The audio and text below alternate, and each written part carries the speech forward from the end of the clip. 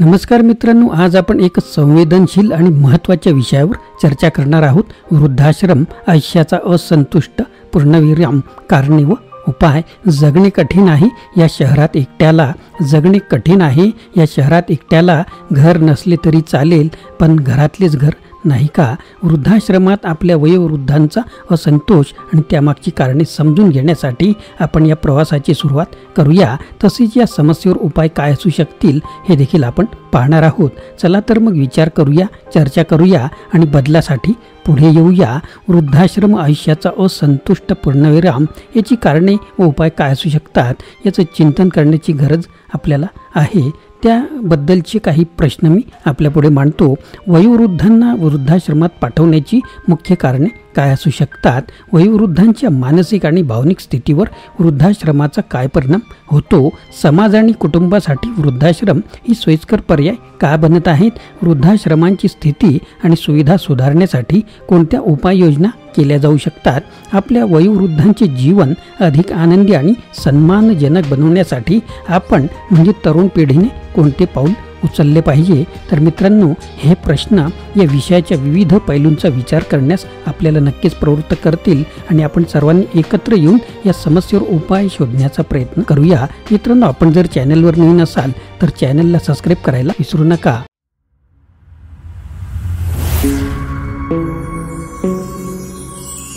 नमस्कार मित्रांनो, माझे नाव आनंद आहे आणि मराठी आनंद यूट्यूब चॅनलमध्ये आपणा सर्वांचे स्वागत आहे. भारतामध्ये वृद्धाश्रमांची संख्या वाढत आहे. विशेषतः वृद्ध लोकसंख्येच्या वाढीसोबतच सध्याच्या आकडेवारीनुसार भारतात 728 वृद्धाश्रम आहेत. या सरकारी तसेच खाजगी वृद्धाश्रमांचा समावेश आहे, जे विविध प्रकारच्या सेवांसाठी उपलब्ध आहेत, जसे की घरातील देखभाल, तासिक देखभाल, हॉस्पिस केअर आणि नर्सिंग होम्स. सरकारी निधीच्या सहाय्याने चालवले जाणारे 551 वृद्धाश्रम आहेत, ज्यामध्ये 16,290 वृद्ध व्यक्तींना निवास व देखभाल मिळते. या वृद्धाश्रमांमध्ये राहत असलेल्या कुटुंबांची संख्या राज्यानुसार बदलती आहे. जसे की आंध्र प्रदेशात 2000 लाभार्थी आहेत, तर उत्तर प्रदेशात 920 लाभार्थी आहेत. भारतातील वृद्धाश्रमांची स्थिती आणि त्यांच्या आवश्यकतांनुसार इंडिया एजिंग रिपोर्ट 2023 मध्ये सखोल माहिती दिलेली आहे. या अहवालात वृद्धांची सध्याची स्थिती, त्यांच्या आरोग्याच्या गरजा आणि वृद्धांच्या सेवांसाठी चाललेल्या विविध सरकारी योजनांवर भर दिलेला आहे. या व्यतिरिक्त टाटा ट्रस्टने एक अहवाल प्रकाशित केला आहे, ज्यात वृद्ध व्यक्तींच्या जीवनशैली आणि त्यांच्या वृद्धाश्रमातील जीवनावर विस्तृत चर्चा दिलेली आहे. अशा परिस्थितीत वृद्धाश्रमांची संख्या आणि त्यांची स्थिती सुधारण्यासाठी सरकार आणि खाजगी क्षेत्राचे योगदान महत्त्वपूर्ण ठरते. वृद्धांना योग्य देखभाल आणि समर्थन मिळावे यासाठी विविध उपक्रम आणि योजना राबवणे आवश्यक आहे. भारतातील वृद्धाश्रम विविध प्रकारचे असतात आणि त्यांचे कार्य अनेक घटकांवर अवलंबून असते. आपण काही वृद्धाश्रमांचे वर्गीकरण कशा प्रकारचे करू शकतो त्याची माहिती पाहूया. सरकारी वृद्धाश्रम.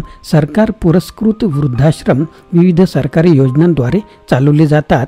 या आश्रमांमध्ये गरीब निराधार वृद्धांना मोफत निवास, भोजन आणि आरोग्य सेवा पुरवली जाते. 2021 मध्ये भारतात 551 अशा सरकारी वृद्धाश्रम होते, ज्यात 16,290 वृद्धांना आश्रय मिळत होता. खाजगी वृद्धाश्रम. खाजगी संस्थांकडून चालवले जाणारे वृद्धाश्रम, ज्यात निवास आणि सेवा यासाठी शुल्क आकारले जाते. हे आश्रम उच्चस्तरीय सेवा पुरवतात, जसे की वातानुकूलित खोल्या, खाजगी आरोग्य सेवा आणि विविध मनोरंजन सुविधा. धार्मिक आणि समाजसेवी संस्थांकडून चालवले जाणारे वृद्धाश्रम. धार्मिक आणि गैर सरकारी संस्थांकडून चालवले जाणारे वृद्धाश्रम, जिथे वृद्धांना मोफत किंवा कमी शुल्कात सेवा दिली जाते. अशा वृद्धाश्रमांमध्ये धार्मिक सेवासुद्धा दिल्या जातात आणि वृद्धांना मानसिक आधारसुद्धा मिळतो. विशेष सेवा देणारे वृद्धाश्रम. हे वृद्धाश्रम विविध आरोग्य सेवा प्रदान करतात, जसे की पॉलिएटिव्ह केअर, अल्झायमर्स आणि डिमेशिया केअर इत्यादी. या आश्रमांमध्ये तज्ज्ञ डॉक्टर्स आणि नर्सेसकडून विशेष देखभाल दिली जाते. या आश्रमांची कार्यप्रणाली कशी चालते ते आता आपण पाहूया. निवास आणि भोजन. वृद्धाश्रमांमध्ये वृद्धांना स्वच्छ आणि सुरक्षित निवास दिला जातो. भोजन आरोग्यदायी आणि संतुलित असते आणि अशा वेळी वेळोवेळी ते पुरवले जाते. आरोग्य सेवा वृद्धांना नियमित आरोग्य तपासणी, औषधी आणि इमर्जन्सी सेवांकरिता डॉक्टरांची उपलब्धता असते. काही वृद्धाश्रमांमध्ये फिजिओथेरपी आणि इतर वैद्यकीय सुविधा देखील असतात. मनोरंजन आणि सामाजिक क्रियाकलाप वृद्धाश्रमांमध्ये विविध प्रकारचे मनोरंजक कार्यक्रम, व्यायाम, योग, ध्यान आणि अन्य सांस्कृतिक कार्यक्रम आयोजित केले जातात. यामुळे वृद्धांना अनेक वेळा एकमेकांशी संवाद साधण्याची संधी मिळते आणि मानसिक स्वास्थ्य सुधारते. विशेष सेवांमध्ये काही वृद्धाश्रमांमध्ये वृद्धांच्या विशेष गरजांनुसार सेवा पुरवल्या जातात. जसे की स्मरणशक्ती कमी होण्याची समस्या असलेल्या वृद्धांसाठी विशेष देखभाल किंवा चालणे फिरणे कठीण असलेल्या वृद्धांसाठी विशेष प्रकारच्या सोयी यांचे व्यवस्थापन कसे असते ते पहा. वृद्धाश्रमांमध्ये व्यवस्थापन प्रशासकीय आणि सेवा पुरवणारे कर्मचारी सांभाळतात. प्रशासकीय कर्मचारी आश्रमाची आर्थिक व्यवस्था, नियम आणि धोरणे निश्चित करतात, तर सेवा पुरवणारे कर्मचारी वृद्धांच्या दैनंदिन गरजा पूर्ण करतात. अशा प्रकारे भारतातील वृद्धाश्रम विविध प्रकारच्या सेवांसह वृद्धांना सुरक्षित, सुसज्ज आणि स्नेही वातावरण पुरवण्यासाठी कार्यरत आहेत. वृद्धाश्रमांमध्ये प्रवेश घेण्यासाठी काही विशिष्ट अटी व शर्ती असतात का? तर ज्या वृद्धाश्रमाच्या प्रकारानुसार त्या बदलू शकतात. तर आपण काही याबद्दल सुद्धा सामान्य अटी व शर्तीचा विचार करूया. तर वयोमर्यादा वृद्धाश्रमांमध्ये प्रवेश घेण्यासाठी सामान्यतः वयोमर्यादा असते. बहुतांश वृद्धाश्रमांमध्ये 60 वर्षे किंवा त्यावरील व्यक्तींना प्रवेश दिला जातो. आरोग्य स्थिती वृद्धाश्रमांमध्ये प्रवेश घेण्यासाठी शारीरिक आणि मानसिक आरोग्य स्थितीची तपासणी केली जाते. काही वृद्धाश्रमांमध्ये विशेष वैद्यकीय सुविधाही असतात, ज्यामुळे गंभीर आजार असलेल्या व्यक्तींना देखील प्रवेश दिला जातो. आर्थिक स्थिती काही वृद्धाश्रम आर्थिकदृष्ट्या दुर्बल वृद्धांना प्रवेश देतात आणि त्यांच्यासाठी मोफत किंवा कमी शुल्कात सेवा पुरवतात. इतर वृद्धाश्रम विशेषतः खाजगी प्रवेशासाठी शुल्क आकारतात. कुटुंब स्थिती काही वृद्धाश्रमांमध्ये अनाथ किंवा कुटुंबाने त्यागलेल्या वृद्धांना प्राधान्य दिले जाते. कुटुंबांकडून सहायता मिळणाऱ्या वृद्धांना यासाठी काही अटी असू शकतात. कागदपत्रे कोणती लागतात? तर वृद्धाश्रमामध्ये प्रवेश घेण्यासाठी आवश्यक कागदपत्रे जसे की आधार कार्ड, वैद्यकीय अहवाल आणि आर्थिक स्थितीचा पुरावा याची आवश्यकता असते. प्रवेशाच्या प्रक्रियेमध्ये सामान्यतः अर्ज भरणे, वैद्यकीय तपासणी आणि आवश्यक कागदपत्रे सादर करणे यांचा समावेश असतो. काही वृद्धाश्रमांमध्ये निवड समितीद्वारे मुलाखत घेण्यात येते. वृद्धाश्रमांमध्ये प्रवेशाच्या अटी आणि शर्ती त्यांच्या धोरणावर अवलंबून असतात आणि त्या वृद्धाश्रमाच्या सेवा आणि सुविधा यानुसार बदलू शकतात. अधिक माहितीसाठी संबंधित वृद्धाश्रमांच्या संकेतस्थळाला भेट देणे आपणास उचित ठरेल. वृद्धाश्रमात जाण्याची वेळ अनेक कारणांनी येऊ शकते, तर यात कोणती प्रमुख कारणे असू शकतात याची सविस्तर माहिती आपण पाहूया. कुटुंबाची उदासीनता आणि दुर्लक्ष काही कुटुंबातील सदस्य वृद्धांची काळजी घेण्यासाठी तयार नसतात किंवा त्यांना वेळ नसतो, त्यामुळे वृद्ध व्यक्तींना वृद्धाश्रमात जावे लागते. उदाहरणार्थ, ज्येष्ठ नागरिकांना त्यांच्या मुलांकडून आर्थिक किंवा भावनिक आधार मिळत नाही, ज्यामुळे त्यांना वृद्धाश्रमात जावे लागते. आरोग्याच्या समस्या वृद्ध व्यक्तींना विशेष वैद्यकीय देखभाल आणि सहारा आवश्यक असतो, जो घरातील सदस्य पुरवू शकत नाहीत. उदाहरणार्थ, एक वृद्ध व्यक्ती ज्याला अल्झायमर आहे त्याला विशेष देखभाल आणि निगराणीची आवश्यकता असते, जी वृद्धाश्रमात उपलब्ध असते. अनाथत्व आणि एकाकीपणा काही वृद्ध व्यक्ती अनाथ असतात किंवा त्यांचे कुटुंब असतात देखील एकाकी राहतात. अशा व्यक्तींना वृद्धाश्रमात मानसिक आणि सामाजिक आधार मिळतो. उदाहरणार्थ, एक वृद्ध महिला ज्याचे पती आणि मुले दोन्ही मरण पावले आहेत, ती एकाकी राहते आणि वृद्धाश्रमात तिला समाजाचा आधार मिळतो. आर्थिक अडचणी काही वृद्ध व्यक्तींना त्यांच्या निवृत्ती वेतनातून किंवा आर्थिक साठ्यातून देखभाल करणे शक्य नसते. अशा वेळी सरकारी किंवा समाजसेवी संस्थांकडून चालवलेल्या वृद्धाश्रमात त्यांना मोफत किंवा कमी खर्चात सेवा मिळू शकते. उदाहरणार्थ, एक वृद्ध शेतकरी ज्याचे उत्पन्न कमी आहे आणि निवृत्ती वेतन पुरेसे नाही, तो सरकारी वृद्धाश्रमात राहण्याचा निर्णय घेतो. कुटुंबाचे स्थलांतर कुटुंबातील सदस्य स्थलांतरित झाल्यास वृद्धांना त्यांच्या मातृभूमीत एकटे राहावे लागते आणि त्यांना वृद्धाश्रमाचा आधार घ्यावा लागतो. उदाहरणार्थ, मुलगा परदेशात स्थायित्व झाल्यामुळे एक वृद्ध व्यक्ती एकटा पडतो आणि वृद्धाश्रमात राहण्यास प्राधान्य देतो। सामाजिक आणि भावनिक सुरक्षा वृद्धाश्रमांमध्ये सामूहिक जीवनामुळे सामाजिक आणि भावनिक सुरक्षा मिळते, जी अनेक वृद्ध व्यक्तींसाठी महत्त्वाची असते। उदाहरणार्थ, एक वृद्ध महिला ज्याला सामाजिक स्नेहाची कमतरता भासते ती वृद्धाश्रमात जाऊन नवीन मित्र जोडते आणि तिला मानसिक आधार मिळतो। तर मित्रांनो, ही माहिती आपण कुठून घेतली तर याचे काही संदर्भ आहेत, जसे की वृद्धांच्या समस्या त्यावर कार्यरत एक प्रमुख संस्था हेल्प एज इंडिया, त्यानंतर वृद्धाश्रमावरील सरकारी माहिती देणारी प्रेस इन्फॉर्मेशन ब्युरो हे सुद्धा आहे। तर या कारणांमुळे वृद्धाश्रमात जाण्याची वेळ येऊ शकते। अशा परिस्थितीत वृद्धांना सुरक्षित आणि स्नेही वातावरण मिळण्यासाठी वृद्धाश्रम एक उत्तम पर्याय ठरू शकतो। वृद्धाश्रमांबद्दल सामाजिक दायित्व हे विविध स्तरावर पसरलेले असते, यात वैयक्तिक, कौटुंबिक आणि सामुदायिक आणि सरकारी योगदानाचा समावेश होतो। आपण काही दायित्वांचा आता विचार करूया। वैयक्तिक दायित्व प्रत्येक व्यक्तीची जबाबदारी आहे की आपल्या कुटुंबातील वृद्ध सदस्यांची काळजी घेणे। हे त्यांच्या शारीरिक, मानसिक आणि भावनिक आरोग्याची काळजी घेणे यासारख्या अनेक प्रकारात विभागले जाऊ शकते। उदाहरणार्थ, वृद्ध पालकांच्या आरोग्याची नियमित तपासणी करणे, त्यांच्या गरजांची पूर्तता करणे आणि त्यांना भावनिक आधार देणे हे प्रत्येक व्यक्तीचे दायित्व आहे। कुटुंबीय दायित्व, कुटुंब हे वृद्ध व्यक्तीचे प्रथम आधारस्थान असते।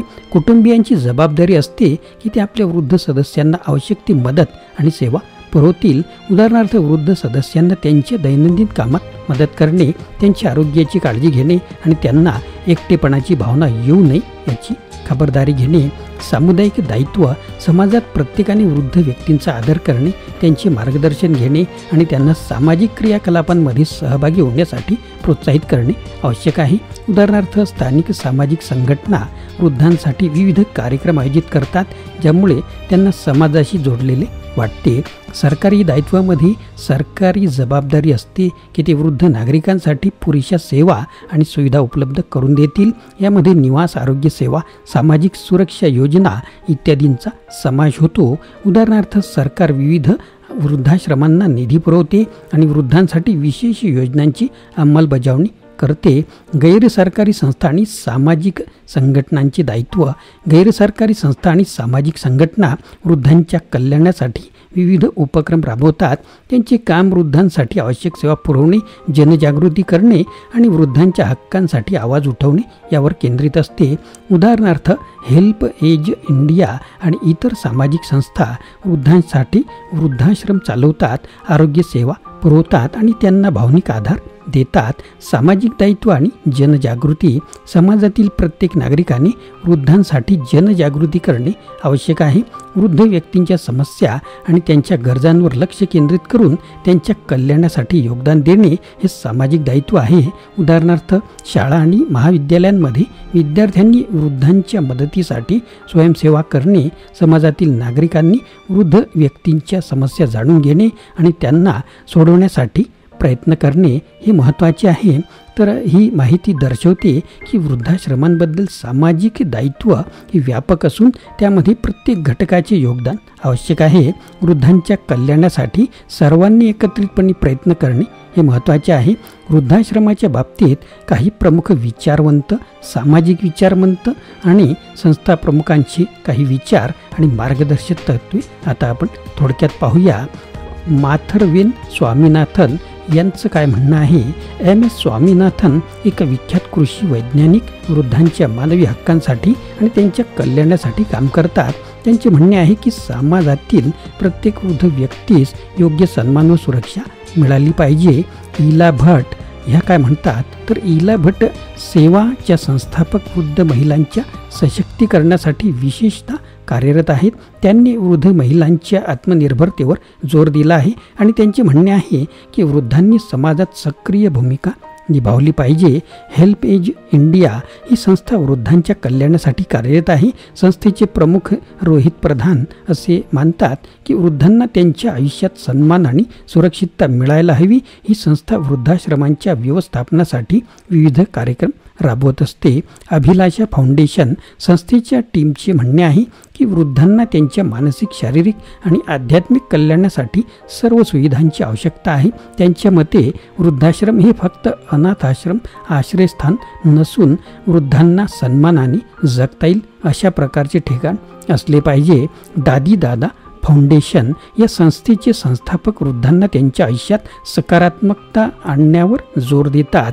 त्यांच्या मते वृद्धांना त्यांच्या दुःखातून मुक्त करून त्यांना आनंदित आयुष्य देण्यासाठी सर्वतोपरी प्रयत्न करणे आवश्यक आहे. हे विचार आणि मार्गदर्शक तत्त्वे वृद्धांना अधिक चांगले आयुष्य देण्यासाठी आणि वृद्धाश्रमांच्या व्यवस्थापनासाठी महत्त्वपूर्ण ठरतात.